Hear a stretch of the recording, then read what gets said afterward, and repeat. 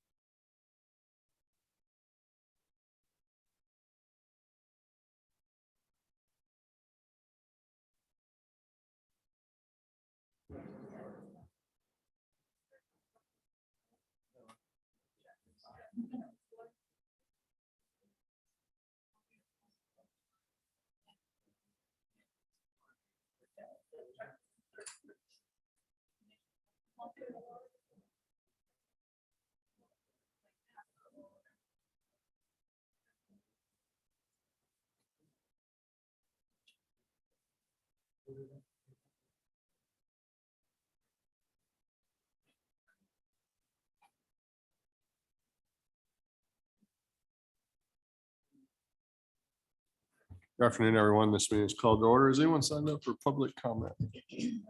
Thank you so much. Good afternoon, Ms. Miller. Good morning. No Good cases to afternoon. reconsider under agenda item 3. Correct, no cases.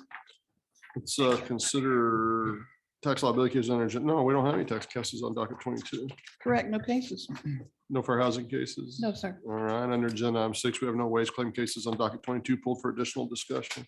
Correct, none pulled, but you should have received the wage claim short form descent list for docket 22. I move we accept staff recommendations and remain wage claim cases on docket 22. I second the motion, except for those cases in which I'm dissenting, as reflected on the wage claim short form dissent list for docket 22. Concur with the chairman's motion, except for the cases on which I'm dissenting as reflected in the wage claim short form dissent list for docket 22. Motion passes with the exceptions noted. Let's move to agenda item 7, consideration of unemployment insurance cases on docket 22. Please proceed when you're ready.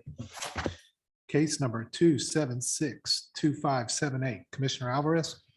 As this case evolves, the timeliness of the claimant's appeal to the commission, Rule 815.32 I1 does not apply. However, since the case involves continuing ineligibility, the commission should assume continuing jurisdiction. The claimant has testified that she was working full-time selling clothes from her home. Due to the pandemic, customer declined and the business stalled in April of 2020.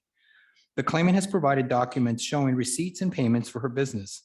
Since the claimant's business ended due to the pandemic, she is eligible for PUA benefits.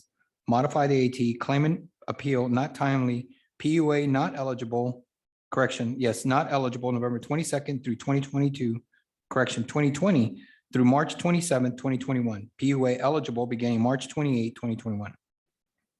Regardless of whether the PUA eligibility issue under appeal presented a validity of claim or a continuing ineligibility issue, the Rule 32 exception for late appeals involving validity of claim issues is a one-time exception limited to late appeals to the appeal tribunal.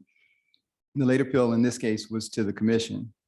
Accordingly, we should dismiss the claimant's late appeal to the commission, leaving in effect the determination that the claimant was ineligible for PUA benefits beginning November 22nd, 2020.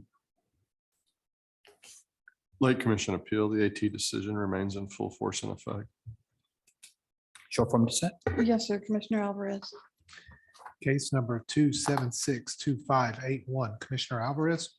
The decision is not supportable. The claimant was qualified for PUA benefits when she originally filed her claim on May 14th of 2020. She received benefits from approximately 7 months before she was held to no longer meet the requirements for PUA benefits by a determination issued in a companion case. Then in February 2021, 9 months after her original qualification and 2 months after she stopped receiving benefits, a new determination was issued holding her ineligible from the beginning of her claim. This determination was not based on new information and appears to have improperly considered a separation from an employer in 2019 instead of the claimant's self-employment, which folded due to the pandemic. The February 1st, 2021 determination was not a mere issuance of an ineligibility based on a change in circumstances, but a clear redetermination of the entire claim. Unlike the companion case, which addressed the claimant's continued eligibility based on her certification, this determination reconsidered facts and matters of law already decided when the claimant filed her claim and was paid benefits. While the Department of Labor has provided guidance instructing states to redetermine PUA claims to account for their expansion to eligibility, since the CARES Act was passed, the redetermination in this case is underrelated to new areas of eligibility. The February 1st, 2021 determination was not based on any new facts, did not consider any new eligibility requirements, and was not based on continuing eligibility in the program. It was merely an impermissible redetermination of the original claim and is void. Reverse the AT, void February 1st, 2021 determination and overpayment. If the commission will not void the determination, it should at least assume continuing jurisdiction over this open period ineligibility. The claimant has testified that she was working full-time selling clothes from her home. Due to the pandemic, customers' decline in business stalled in April of 2020. The claimant has provided documents showing receipts and payments for her business. Since the claimant's business ended due to the pandemic, she is eligible for PUA benefits. Modify the AT claimant appeal not timely, PUA not eligible May 10th, 2020 through March 27th, 2021. PUA eligible beginning March 28th, 2021. Recalculate overpayment. The claimant's appeal from the AT decision should be dismissed because it was filed late. First, addressing the merits of the PUA eligibility issue. Based on the claimant's own testimony at the appeal hearing, there was a factual basis for denying PUA eligibility. Since the claimant had a cash business, kept no records of receipts, and filed no tax returns for 8 years, thus allowing a determination that she did not prove that she was self-employed or otherwise eligible for PUA. Concerning the late appeal issue, the appeal to the commission was late, and even under a validity of claim analysis, the one-time exception in Rule 32 does not apply. Based on those facts, the claimant's appeal should be dismissed, leaving in effect the denial of PUA eligibility beginning May 10th, 2020, as well as the resulting overpayment. Late commission appeal, the AT decision remains in full force and effect. Short form dissent. Yes, sir, Commissioner Alvarez. Case number 2917859, Commissioner Alvarez. The decision is not supportable. The claimant was discharged when she was unable to perform to the employer's standard in a new position. The claimant had only worked the position for 5 months, and no evidence has been presented to show that she was unable to perform up to the employer's standard. By the employer's own admission, the claimant only knew 50% of the job when she was promoted, and no evidence that she was properly trained on other job duties was provided. In accordance with appeal number 1456-CA-77 and appeal number 1123-CA-76, the claimant's failure to meet the employer's standard is not misconduct. Modify the AT valid claim, no misconduct chargeback. We should affirm the appeal tribunal decision. First, I agree that the claimant filed a valid claim. Concerning the job separation, the claimant was discharged for safety infractions and violations of the employer's policy and procedures. Prior to her separation, the claimant was placed on a performance improvement plan for work deficiencies. The record shows that the employer provided the claimant with training to improve her performance, but the claimant continued to violate the employer's safety standards. In addition, the claimant did not ask the employer for help and did not request additional training. Since the record suggests that the claimant continued to violate the employer's policy after warnings, the claimant's conduct constituted mismanagement of her position of employment and was misconduct connected with the work. Hence, we should affirm the AT decision, valid initial claim, misconduct, no chargeback. Affirm the AT valid claim, misconduct, no chargeback. Short form dissent. Yes, sir, Commissioner Alvarez. Case number 2953047, Commissioner Dimerson. The employer should be found to have had good cause for its non-appearance. The employer president testified that he was late getting back to the office from a doctor's appointment, and by the time he called in, he had missed the hearing. In addition, the employer president further testified that no one else was available to attend the hearing that day. As such, the employer has established good cause for its non-appearance, and we should resubmit the case for merits testimony. The AT decision should be affirmed. Regarding good cause, the employer testified that they timely received the hearing notice, but their witnesses did not appear at the hearing due to personal reasons. The employer appeals to the commission stated that they did not appear because they were not familiar with the hearing procedures and did not understand that they needed to call the agency to register for the hearing. Therefore, the employer did not establish good cause for failing to appear at the AT1 hearing. Regarding the separation, the record available to the first appeal tribunal indicates that the claimant was discharged for poor performance, but the employer provided no specific instances of misconduct, and the claimant stated that he had never received any disciplinary actions or warnings of poor performance. Therefore, the employer has not demonstrated that the claimant was discharged for misconduct. Affirm the AT, no good cause, no misconduct chargeback. Reverse the AT, employer established good cause for AT1 resubmit. We will resubmit the case. Case number 2969252, Commissioner Alvarez. The AT decision should be modified. The claimant worked for the employer as a mechanic. He was discharged. At the final incident, the claimant felt sick and went to the hospital. An employer witness testified that the claimant notified the employer that he was leaving. The record includes a doctor's note for the claimant from the emergency room visit on the day he left work. When the claimant returned to work the next day, he offered to provide the doctor's note, but he was discharged after a dispute with the owner regarding what medical documentations would be acceptable for his absence. This was not a quit, nor was it misconduct. The claimant should be qualified for benefits, and the employer's account should be protected from chargeback. Modify the AT, no misconduct, no chargeback due to MBI, void adequate response. We should modify the appeal tribunal decision. The claimant left work due to an emergency, but failed to inform the employer about his whereabouts until the next day when he returned to work. Although the employer requested a doctor's note for the claimant's absence, the claimant failed to provide the requested doctor's note and subsequently informed the employer that he would quit rather than provide the requested doctor's note. Since the claimant refused to provide the requested documentation and thereafter quit due to dissatisfaction with the employer's working conditions, the claimant's separation constituted a voluntary quit without work-connected good cause. Hence, we should modify the AT decision, voluntary leaving, no charge back, sever the adequate employer response issue. Modify the AT, voluntary leaving, no chargeback, sever adequate response. Short form dissent. Yes, sir, Commissioner Alvarez. Case number 3014178, Commissioner Alvarez. The decision should be reversed. The claimant was separated when she was not allowed to work after her CPR certification had expired. She had been unable to attend CPR training offered by the employer through no fault of her own due to her medical condition.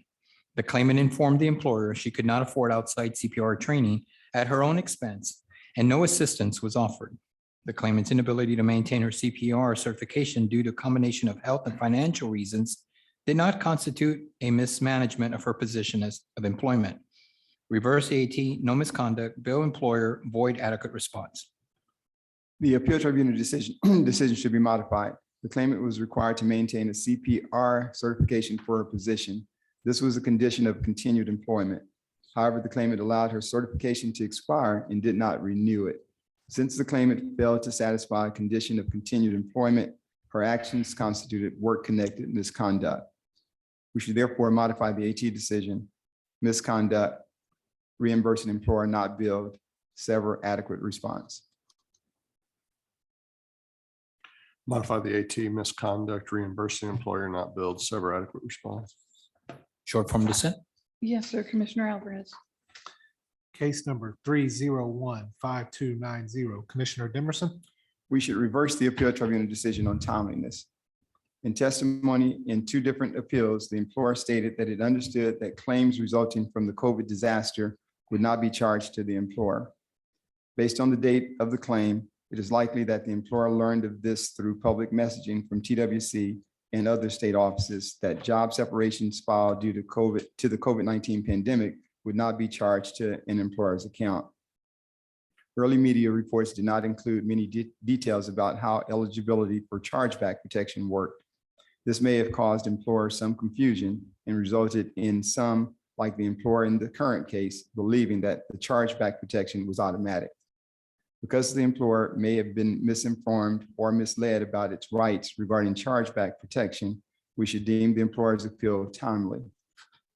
As to the job separation, because the claimant's hours were reduced due to the pandemic, the claimant should be qualified for benefits and the employer's account should be protected from charge.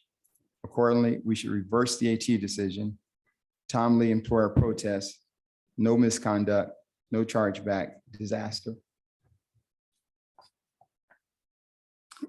The AT decision should be affirmed. The employer confirmed it received the notice in the mail prior to the response deadline and made a conscious decision not to protest. The employer then filed a late response after receiving a charge statement. As there is no good cause exception to the timeliness, the employer's irrational decision not to provide the agency with any information about the separation under the assumption that it did not need to respond because the work separation was COVID related, but not informing the agency of that does not provide the employer with good cause for responding late. Affirm the AT, no timely protest. Reverse the AT, timely protest, resubmit.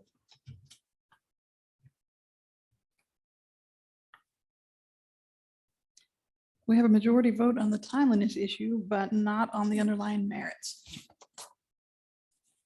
We've only got one vote on the merits.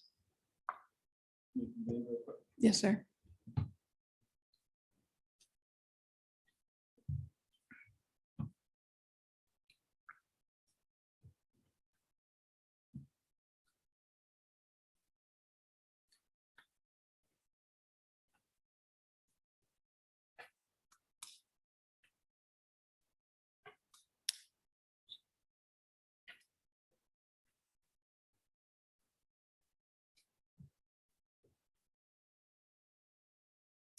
Ms. Miller, I would agree with Commissioner Demerson.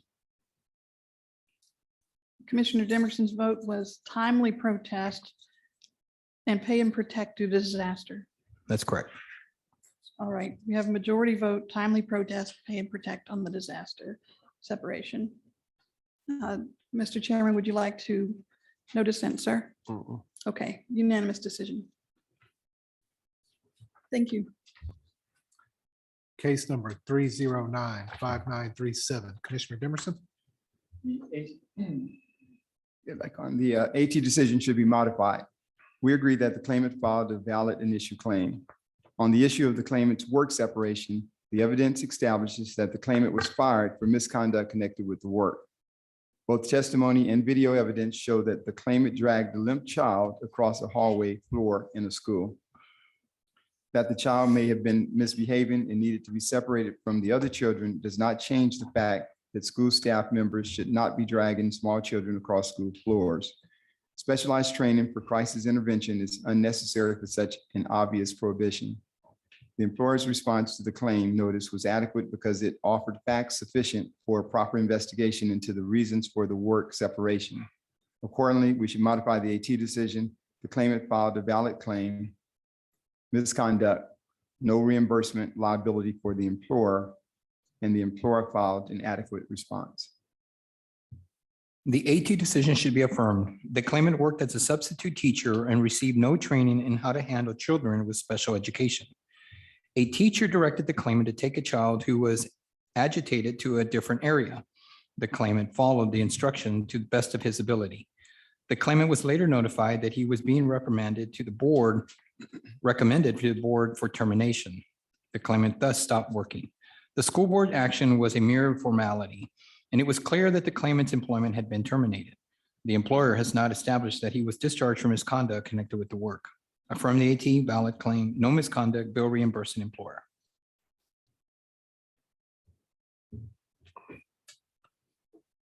Modify the AT, valid claim, voluntary leaving, reimbursing employer, not billed, adequate employer response. We have majority agreement that the claimant will be disqualified, but the basis of the disqualification differs. Commissioner Demerson, you voted there was no misconduct. And Mr. Chairman, you voted it was a quit without good cause. So we need to know which section of law to use in the decision.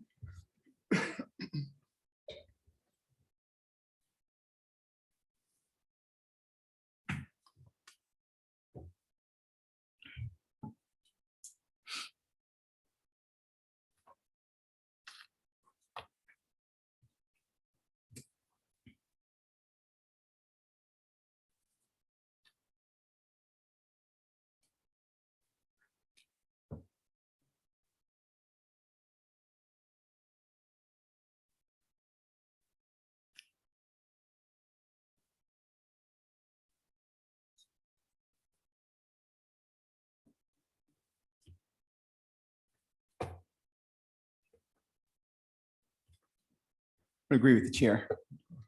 Thank you. Short from dissent. Yes, sir, Commissioner Alvarez. Case number 3096895. Commissioner Alvarez. The decision is not supportable. The claimant completed an assignment for the employer on December 17, 2021. According to the employer's policies and procedures, the claimant was allowed to refuse any positions that were not within 60 miles of his residence in Texas. Before returning to an assignment with the employer on January 3rd of 2021, The only job offered to him was in Iowa. The claimant was within his rights to refuse this job. The employer has not provided any evidence to establish an assignment was offered to the claimant that he was required to accept per their policy. The claimant was effectively laid off between the end of his prior assignment and the next acceptable job. Reverse the AT, no misconduct, chargeback. We should affirm the appeal tribunal decision. The claimant was offered further work after his assignment ended, which he rejected due to transportation issues. Thus, the claimant quit without good cause connected with the work. We should affirm the AT decision, voluntary leaving, no chargeback. Affirm the AT, voluntary leaving, no chargeback. Short form dissent. Yes, sir. Commissioner Alvarez. Case number 3117341. Commissioner Dimerson, We should reverse the appeal tribunal decision. The claimant was discharged for violating the employer's excessive absenteeism policy during his introductory 90-day probationary period. While an earlier absence may have been due to the claimant not feeling well, this absence was nearly 2 months prior to his discharge and was not the final absence leading to the work separation. The claimant's final absence, which led to his discharge, were due to personal transportation problems. Therefore, since the claimant's final absence during his probationary period were due to personal transportation issues, the claimant mismanaged his position of employment, and we should reverse the AT decision. Misconduct, no chargeback, adequate employer response. The decision should be affirmed. The employer's policy generally provided for a written warning after 3 absences and for further progressive discipline after additional absences. Although the claimant did not have any further absences after receiving a written warning upon his 3rd absence, the employer proceeded to termination because the claimant was still within his 90-day probationary period. The claimant's discharge was not in accordance with the employer's policy. Under these circumstances, the claimant was discharged for reasons other than misconduct connected with the work. Affirm the AT, no misconduct, chargeback. Affirm the AT, no misconduct, chargeback. Memo to investigate possible unreported earnings. Short form dissent. Yes, sir. Commissioner Dimerson, and we will send that memo. And that was the last case pulled for additional discussion on docket 22. You should have received the UI short form dissent list for docket 22.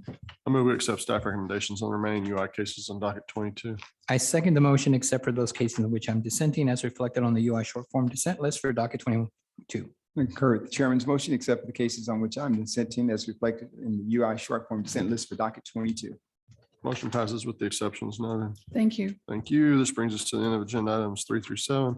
We'll take a short break.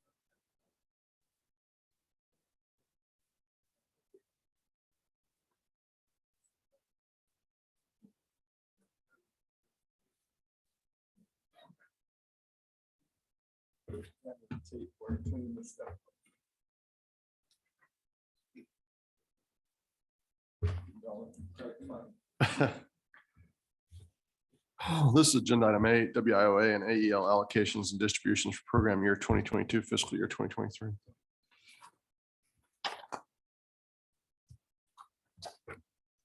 Good afternoon, Chairman, Commissioners, and Mr. Cerna. For the record, Irene Tanguma, TWC Budget Director. This afternoon, you have before you fiscal year 23, program year 22, WIOA Adult and Youth Dislocated Worker allocations and associated rapid response distribution, along with the adult education and family literacy allocations for the contracts beginning on July 1st, 2022. Using the recently released Department of Labor WIOA state allotment and the updated data factors, TWC will be allocating $190,287,611 in combined WIOA adult, youth, and dislocated worker funds, along with the additional $1,041,979 in rapid response funding. This represents a 15.3% increase over the prior year allocation. The rapid response funding is equal to 1.25% of the statewide dislocated worker allotment, the same as FY 22. TWC does not normally receive the AEL state allotment until July 1st, which is when these contracts begin. Historically, the planning estimate amounts have not changed with the issuance of the final allotment. So I'm bringing forward the AEL allocations developed with the updated data factors. With AEL planning estimate amount plus the available plant balances identified, we are proposing AEL allocation of $82,249,494, a 3.7% increase over the prior year. On page 9 of 9, you will see the provider allocation based on the demographic factors by county. That concludes my remarks. Without any objection, I will post these planning estimates on our website, and I'm happy to answer any questions. Any comments or questions? None here, Chairman. None here. All right, thank you. Do we have a motion? Yes, sir. I move that we approve, adopt program year 2022, fiscal year 2023 WIOA Title I block grant allocations in the amount of $190,287,611, rapid response distribution in the amount of $1,041,979, and WIOA Title II AEL allocations in the amount of $82,249,494, and order the executive director to administer these block grant allocations and distributions in the most feasible and economical manner within all guidance prescribed by the General Appropriations Act, consistent with federal and state program requirements. Second. It's been moved and seconded. The motion carries. Thank you. I think, gentlemen, we missed an opportunity to ask some questions about Chris Nelson that we might not get back. We need to think about that next time. This is Was agenda that- item 9. Was that Irene's first time presenting? I think so. I Good think, job, Irene. well, I thought she did a great job, but I think we did miss some opportunities. I think we need to call her back up. Commissioner, that's certainly your prerogative and you'd find no objection from the chair. Irene? No. I just like to say for the record, you did a lot better job than Chris did, just for the record. I don't want to stir anything up, but I mean, that's a strong motion he just made. So, this is agenda item 9, temporary suspension of apprenticeship and skills development fund rules.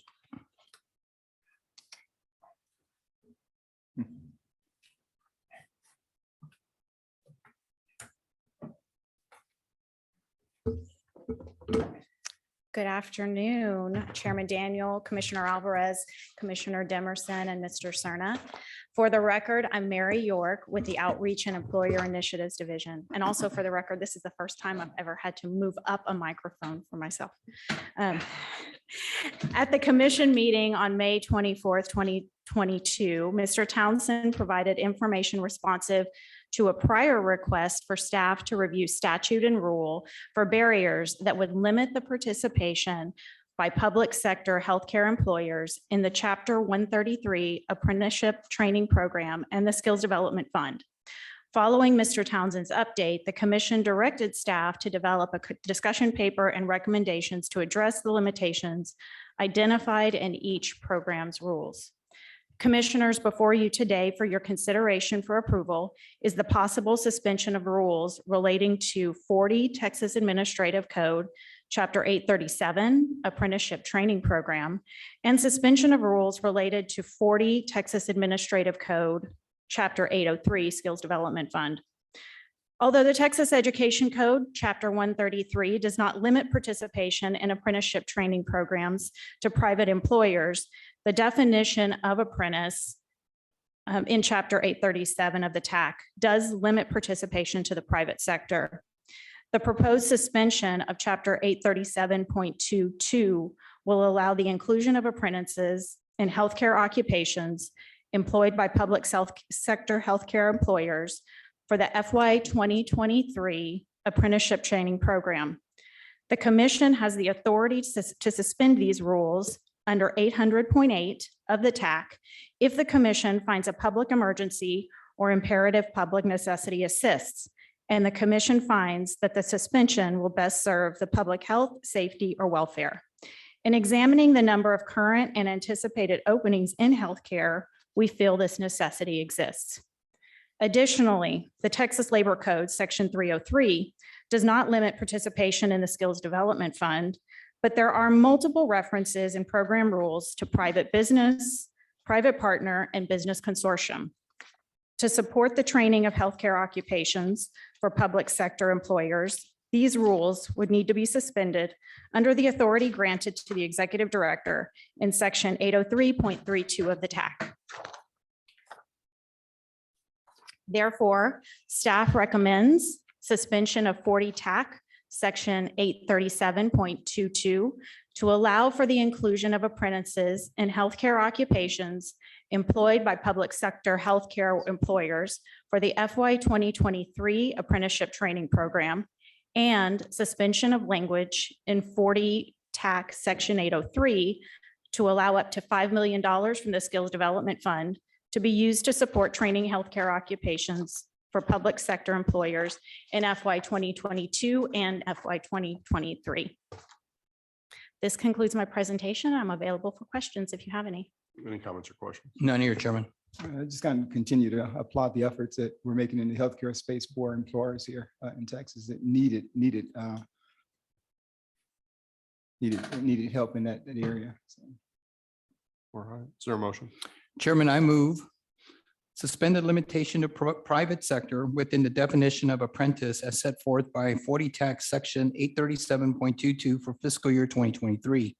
Pursuant to the commission's rule suspension authority in 40 TAC Section 800.8 to allow apprentices in healthcare occupations employed by public sector healthcare employers to be included within the fiscal year 2023 apprenticeship training program, and approve the executive director's suspension of language in 40 TAC Chapter 803 to allow Skills Development Fund services to public sector healthcare employers and making up to $5 million in fiscal year 2022, 2023 self-developmental funds available to public sector healthcare employers as recommended today by staff.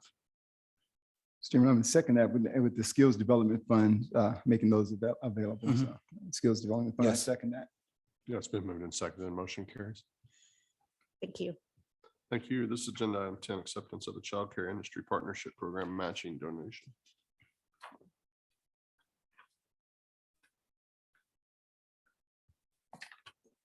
Good afternoon, Chair Daniel, Commissioners, Mr. Cerna.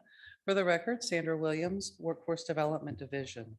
On December 1st, 2020, the Texas Workforce Commission's three-member commission approved $5 million in Child Care Development Fund, statewide funds for implementation of the Child Care Industry Partnership Program.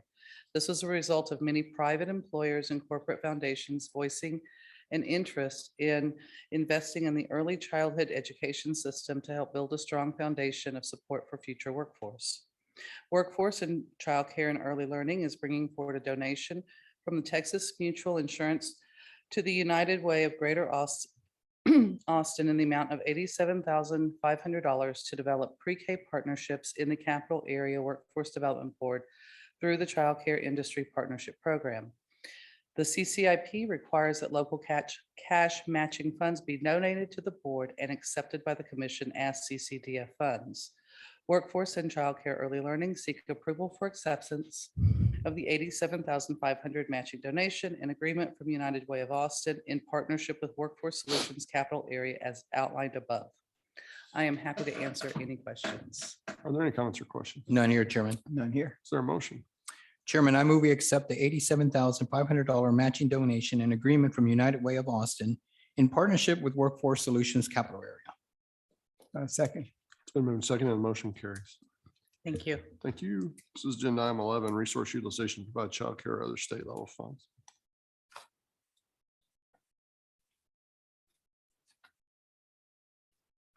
Good afternoon, Chairman, Commissioners. Reagan Miller with the Child Care and Early Learning Division.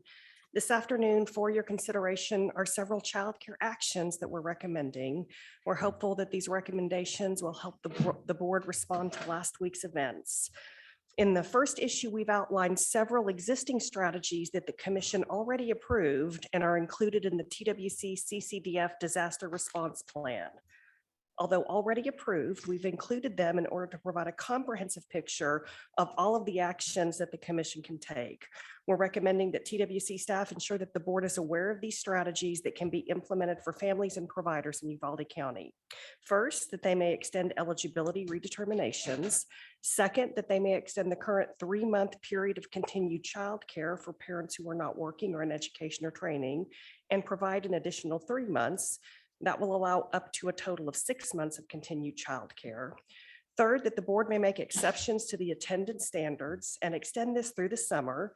This will allow children to remain eligible in child care programs to continue being paid, even if a child has accrued more absences than generally allowed. And finally, that the board may continue reimbursing a child care provider for up to 4 weeks if they were impacted. The second issue that we're recommending is a new Uvalde emergency child care program, which we estimate would cost $1 million.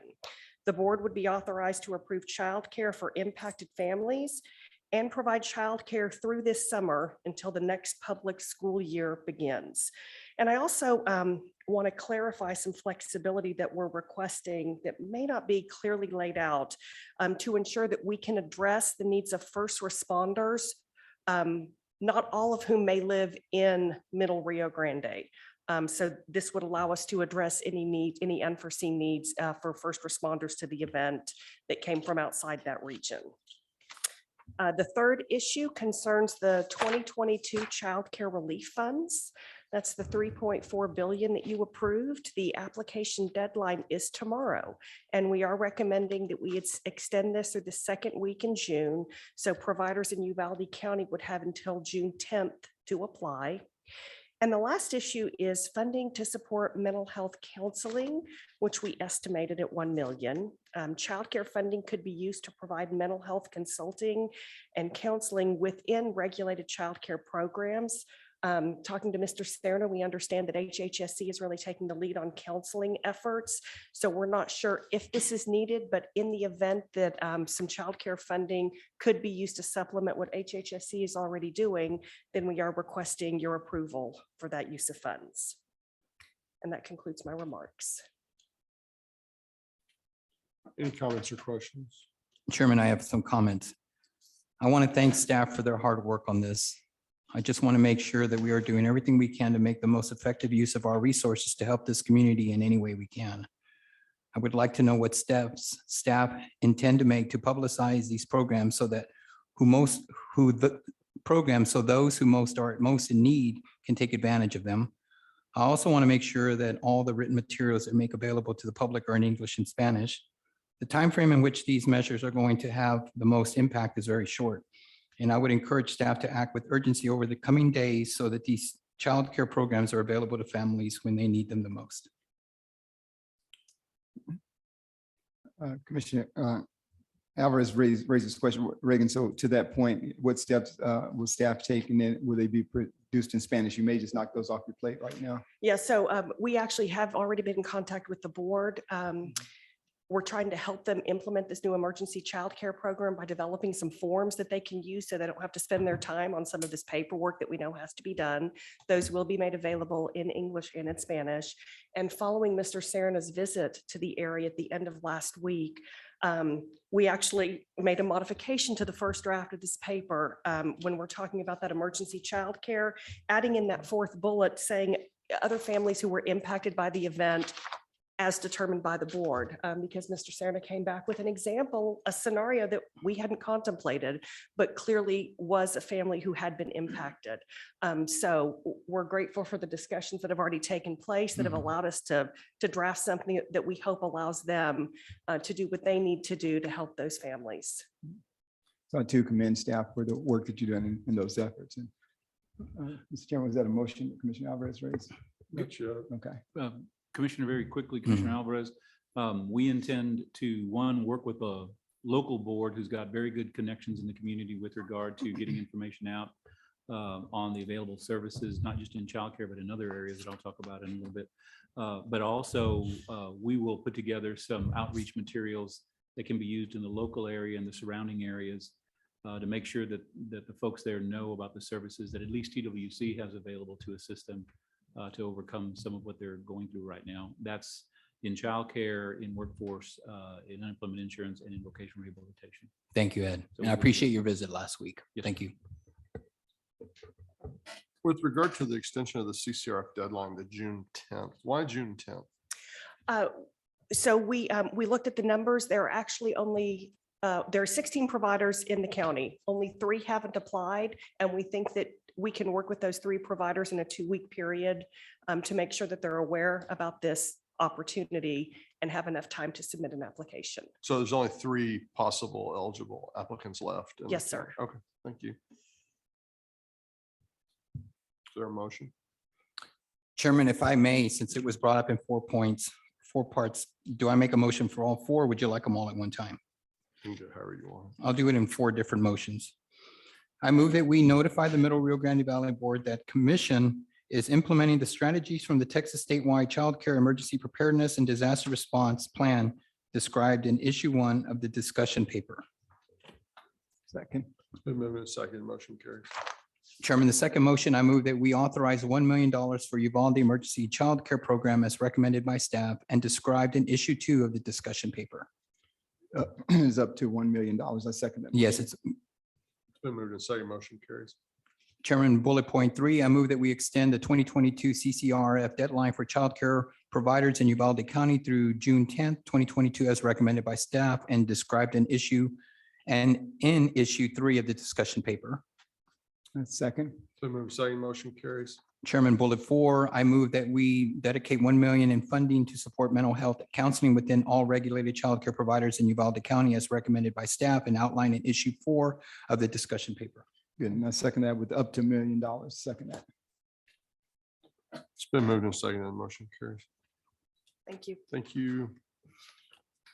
Nothing on 12 or 13. This is agenda item 14, board nominations.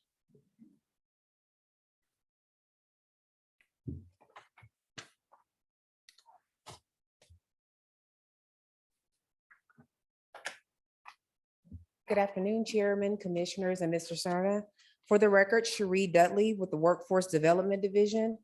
For your consideration today, we have workforce nominations for Alamo, Heart of Texas, Golden Crescent, Lower Rio Grande Valley, and West Central Texas. Staff seeks staff seeks guidance on the presented nominees, and I'm here to answer any questions you may have.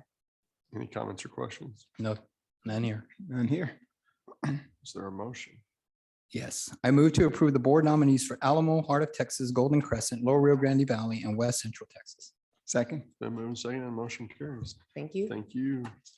There's not a legislative report today, but is there an executive director's report? Yes, sir. Just a brief note. We talked about it a little bit. I wanted to share with the commission and make sure that you all were aware that working with the governor's office and the local board, we are prepared to provide services to the Middle Rio board area, as well as to some of the surrounding board areas, primarily childcare, but also in workforce with regard to TANF and SNAP benefits, making sure that individuals who are unable to complete their work or training requirements don't lose those benefits, unable to complete it because of the event.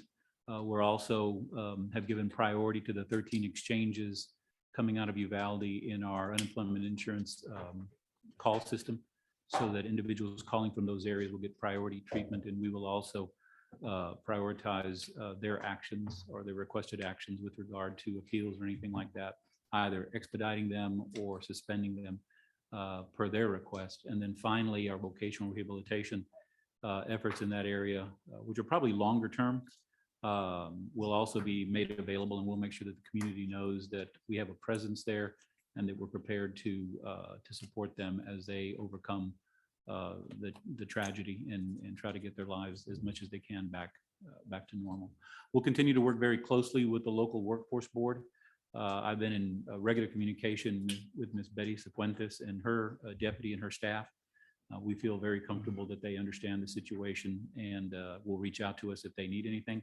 Plus, we'll probably take some steps directly to get engaged in providing some of the support to assist them. I just wanted to make sure that the commission was aware of that.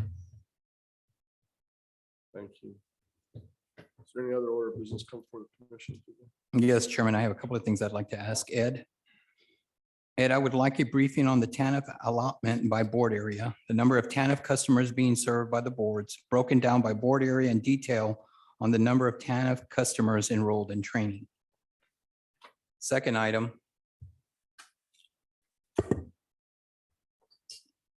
Like to pass one of these out. That's for you, Chairman.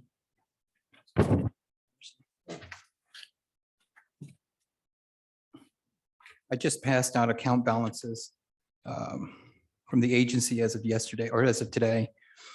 We are all aware of the tragic events that unfolded last week in Uvalde, Texas. I want to begin by extending our deepest sympathies to the families in the community. We have an opportunity to support the community through the education outreach specialist. With over 70,902 engagements to date, the team provides critical information and inspiration to that young people that can envision and connect to their future in a positive way. According to finance, we have a maximum commission reserve balance of $408,845 in TANF and $3,033,679 in WIOA statewide, and $855,487 in AEL state leadership funding available. Yet I would like staff to expedite an initiative and bring back a discussion for next week's commission meeting using fiscal year 2022 TANF and WIOA statewide funding balances to support 2 education outreach specialists to serve the Middle Rio Local Workforce Board area, to work with the school districts in the area to provide outreach services and identify out-of-school youth and community and connect with them. I would also like to ensure that this team has access to virtual reality technology that has been afforded to other teams across the state. The education outreach specialist shall serve both in school and out-of-school youth, providing the following: career exploration activities, connecting high school students to training, internships, apprenticeships, and mentoring opportunities, making connections to the local workforce office for services and wraparound services, including childcare services, connecting youth to vocational rehabilitation counselors to accesses for services. Because words matter and positive interactions are critical, the education outreach specialist shall utilize the Search Institute's which I have here, assets or similar community asset building to help community establish positive age-appropriate touch points to rebuild competencies in young people. An example of this Search Institute 40 development assets is here in front of me that Georgetown locally implemented. Commissioners, I hope together we can support this initiative. We have an opportunity to build a model that will benefit the community and the workforce system by ensuring these young people can envision a future that holds promise. Thank you.